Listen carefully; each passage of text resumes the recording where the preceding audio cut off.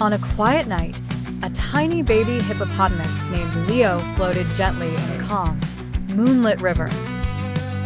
The water was smooth and silver, and the stars trembled above him like little lanterns in the sky.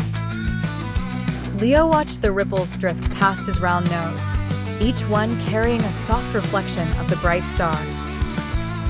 The river made a soothing shh sound against the muddy bank, like a kind whisper taking care of the world. As Leo listened, all the busy thoughts of the day slipped away, one by one, like leaves resting on the water. He blinked slowly and felt his heavy, warm heart grow peaceful and light. A dragonfly in a dreamlike shimmer traced tiny circles over the river, then settled on a reed to rest. Leo gave a little happy sigh and tucked his feet close.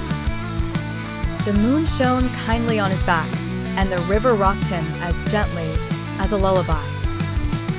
Soon, Leo was no longer counting stars. He was simply floating, safe and cozy, while the night sang its soft shh song around him. And in that hush, Leo drifted into the sweetest sleep, carrying a calm and gentle dream.